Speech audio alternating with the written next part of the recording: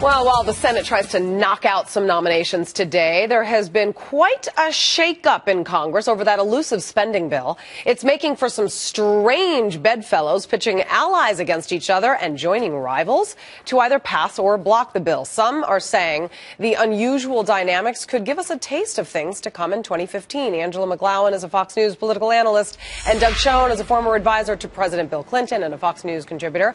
Thank you both for coming on. Doug, talk about unlikely alliances here. I mean, who could have imagined the Obama White House, John Boehner and Harry Reid teaming up, or Nancy Pelosi and Elizabeth Warren taking sides with Ted Cruz? I mean, is this a foreshadowing of next year's 114th Congress? You know, I don't think so. I think this is an alliance of convenience to get the spending bill through. I think both the left and the right realize that you really can't hold the entire government hostage to a desire to defund immigration, as Ted Cruz is trying to do now. So I don't think this is really going to foreshadow anything, Julie. You don't agree, Angela, I assume. Well, I think that they should work together. First of all, this is going to blow your mind. I commend President Obama and Harry Reid and Boehner for working together because, Julie, the American people spoke this past election. They're tired of the kabuki theater. They want to see leadership in our elected officials. And finally, we have some bipartisan support for a bill and bipartisan support against a bill, even though the ideology with Nancy Pelosi and Ted Cruz, they don't match, but at least they're standing together against something, so I think it's a great start. How harmful might this be for Democrats? Because we learned a lot of things last night after last night's narrow passage of this of the House $1 trillion spending bill. Nancy Pelosi, she was fired up. She's angry at the White House. She actually said that she was enormously disappointed, and that's a quote, in the Obama White House for supporting passage of the spending bill. Is this yet another sign that the president isn't respected by his own party? Oh, I think that part is certainly right. Let me, first of all, commend my colleague Angela McGlowan for her comments. I couldn't agree more. You're the only Democrat that's ever commended her on No. Angela is a dear friend, and her sentiments are ones I've expressed, and I think respect the will of the American people. But you're right, Julie, to say that with the White House now being totally at odds with the congressional leadership, we are in for really, really tough times for the Democratic Party as they move to 2016. All right, you guys are freaking me out, Angela, with you agreeing with Doug here. But what gets overlooked in last night's drama was the bill that passed the House, and it's likely to pass the Senate in the next couple of days, was a bipartisan bill, something that Washington hasn't often seen these last few years anyway. But the opposition was bipartisan, too. Is this the new normal, Angela?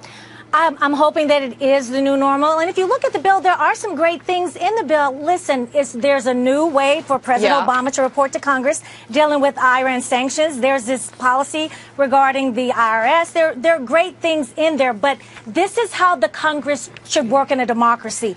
It should be bipartisan support. You shouldn't have Republicans on this side and Democrats on that side. So I'm hopeful that this will continue. But you have a new Congress coming in, Julie, where you're going to have majority Republicans. Some of the big ticket items in this bill, okay?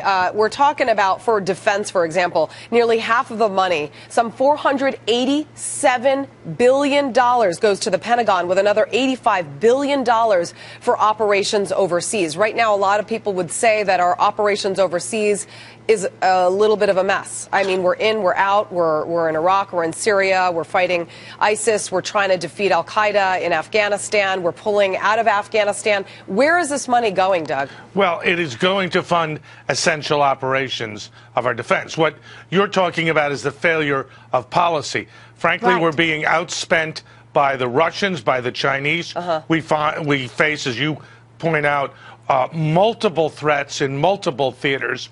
We need a robust defense. And candidly, I don't think we're appropriating enough. We don't have a policy. And we've got to take on ISIS, make sure Iran doesn't develop a nuclear weapon, stand strong against North Korea. Okay, here's the thing. Okay, so you're talking about bad policy. So we're talking about President Obama. Why then are they going to vote to throw more money at bad policy, Angela?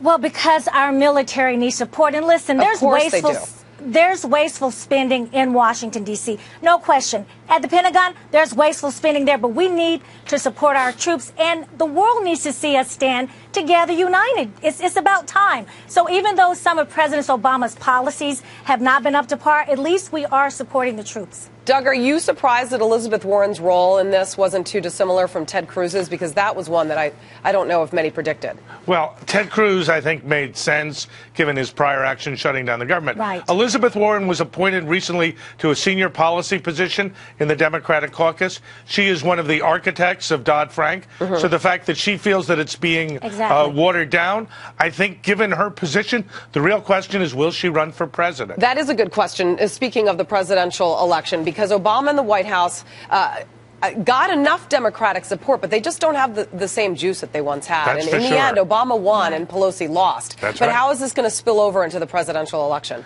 Well, she's going to give Hillary a run for her money, Doug. I mean, you're a Clintonite. I think she's going to give Hillary a run for her money.